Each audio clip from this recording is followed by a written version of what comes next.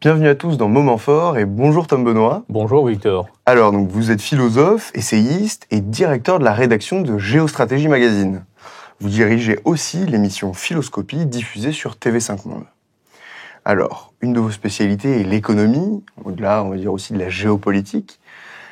Est-ce que le monde va si mal qu'on l'entend d'un point de vue économique ? Oui, pour vous répondre d'une façon tout à fait directe, si on le voit d'un point de vue occidental. En Europe occidentale, le monde va même très mal. Vous avez 89 000 milliards, donc 89 billions de monnaie en circulation, en euros, aujourd'hui. 27,5 billions se trouvent en Chine. Donc vous avez un PIB par habitant qui est très élevé en Chine. Vous avez des sociétés qui se portent très bien en France. Je pense à LVMH, les sociétés du CAC 40. Heureusement d'ailleurs, je n'ai rien contre LVMH, je le précise.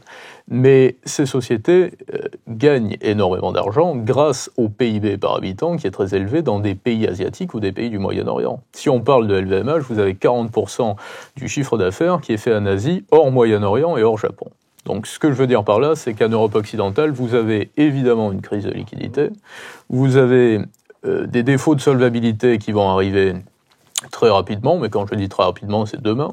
On a 113% d'endettement en France, on a beaucoup de prêteurs qui ne seront plus des prêteurs pour les obligations en cours, je pense à la Russie par exemple, naturellement pour les questions que l'on connaît, et ce sont des sujets qui n'ont pas été appréhendés pour le moment. Nous sommes dans des économies obligataires qui arrivent à leur terme. Est-ce que vous pensez que donc, notre endettement, qu'on peut dire comme étant massif, d'une certaine manière, plus que massif, démesuré, est très important, mais est-ce que c'est pas surtout qui possède notre dette qui est aussi très important ? Parce qu'on pense par exemple au Japon ou à l'Italie, c'est vous qui en parliez, quand vous receviez Bruno Le Maire, le ministre de l'économie, vous lui disiez justement, voilà, au Japon ou en Italie, énormément de la dette nationale est détenue par des nationaux, par des Italiens, par des Japonais respectivement. En France, c'est beaucoup moins le cas. Et pourquoi ça c'est dangereux de votre point de vue ? Alors, c'est très dangereux pour une raison très simple, c'est qu'on n'a pas premièrement le contrôle de la dette qui est en cours, des obligations d'État qui ont été émises, mais surtout que l'on ne peut pas garantir que nous aurons des prêteurs dans les temps à venir, sur les temps à venir. Ça veut dire qu'en France aujourd'hui, vous avez eu, et en Europe plus largement, ce qu'on a appelé l'assouplissement quantitatif, le quantitative easing. Ça veut dire que la Banque Centrale Européenne a acheté massivement entre les années 2012, 2013 et 2018 environ de la dette souveraine. Ce qu'elle s'était interdit de faire. La BCE n'avait pas le droit d'acheter la dette souveraine des États. Et avec l'assouplissement quantitatif, on a contribué, par rapport à des problématiques entrepreneuriales, financières, à créer de la monnaie. Ça a été la morphine, pour ainsi dire, de la Banque Centrale Européenne. Cette surcréation de monnaie, d'une certaine manière, est-ce que c'est pas elle aussi qui entraîne l'inflation dont on parle beaucoup aujourd'hui ? Il y a plusieurs inflations. Évidemment, parce que l'inflation à l'origine, effectivement, c'est l'augmentation du volume de la monnaie. C'est pas spécialement la hausse des prix.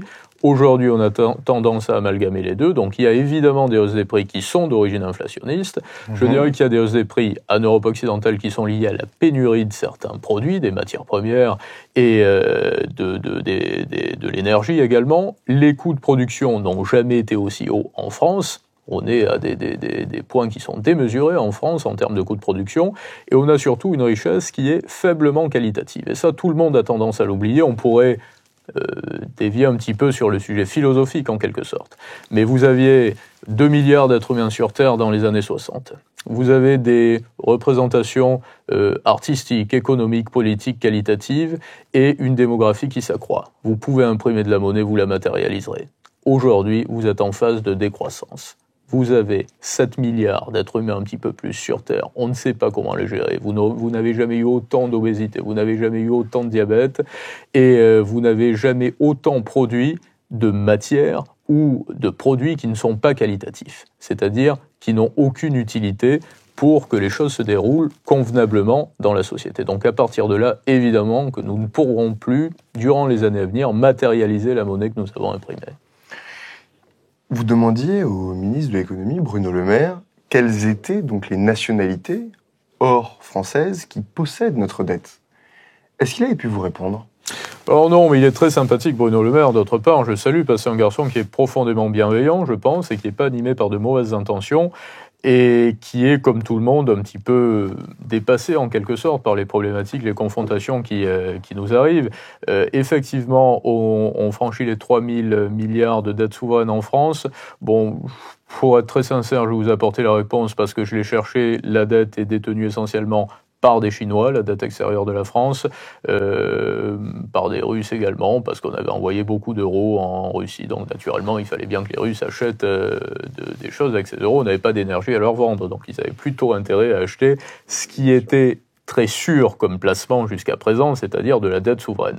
Aujourd'hui, ce ne sera plus le cas parce qu'évidemment que la dette souveraine des États comme la France ou d'États qui sont en difficulté sera un petit peu moins fiable et moins attractive. C'est une évidence. Ce que je fais là, c'est un constat, c'est pas de la déclinologie. Alors Bruno Le Maire m'a dit que la réponse se trouvait sur France Trésor. Effectivement, sur France Trésor, on retrouve la répartition de la dette, mais ce qu'on sait déjà, mais absolument pas l'origine des prêteurs. L'origine des prêteurs, j'ai posé la question à plusieurs autres ministres de l'économie, Alain Madelin, Arnaud Montebourg également, qui m'a apporté une réponse justement sur la Chine.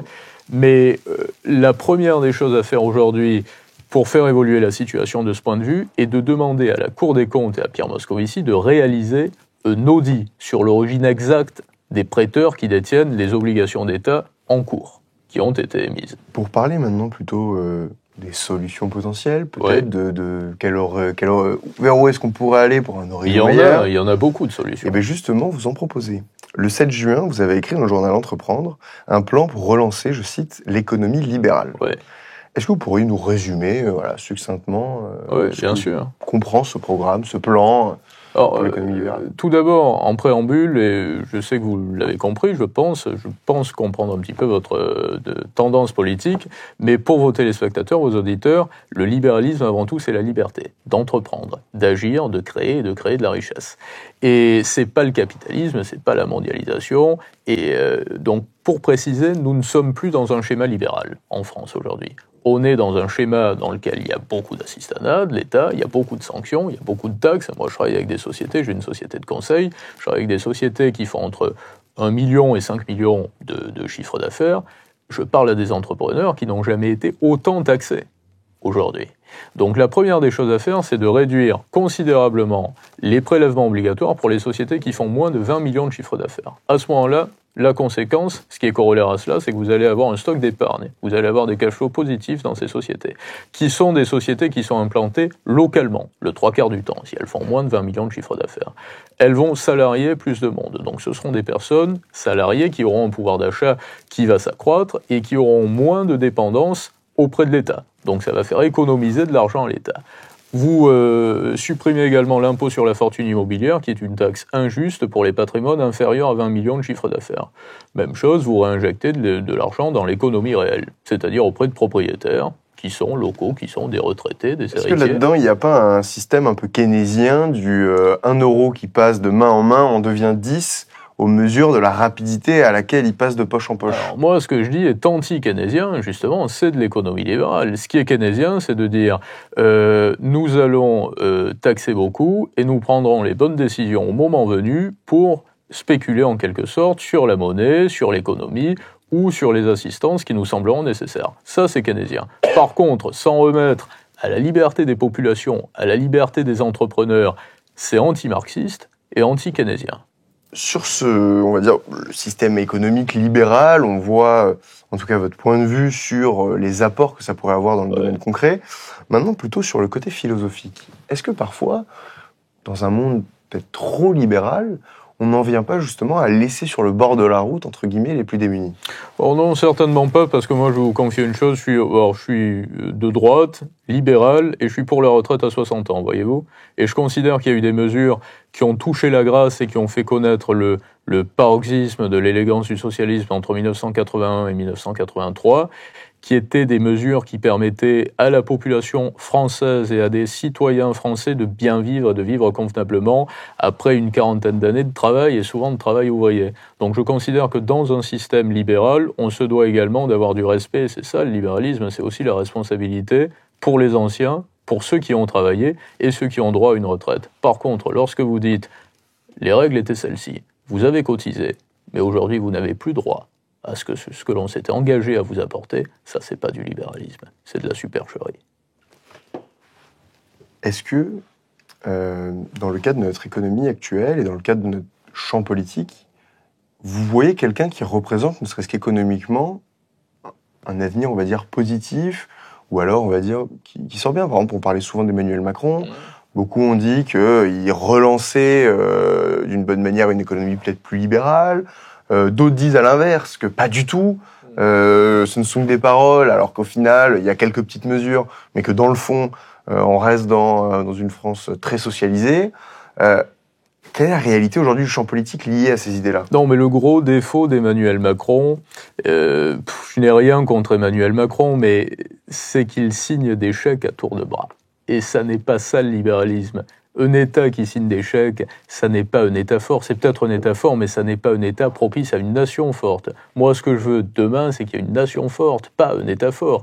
Lorsque vous avez des sociétés comme ST Microelectronics, par exemple, qui touchent 2,9 milliards d'aides de l'État il y a 3 ou 4 semaines environ, parce qu'ils font des semi-conducteurs et qu'évidemment, on se doit d'être à la pointe des semi-conducteurs, je suis totalement contre. Si les semi-conducteurs, ce qui est vrai, est un secteur qui a une prospérité très fiable et évidente, vous imaginez comme moi qu'il y a des investisseurs privés qui vont naturellement apporter de l'argent. On n'a pas besoin d'avoir 2,9 milliards dans la situation dans laquelle nous sommes, de débourser depuis les caisses de l'État pour assister une société comme ST Microelectronics.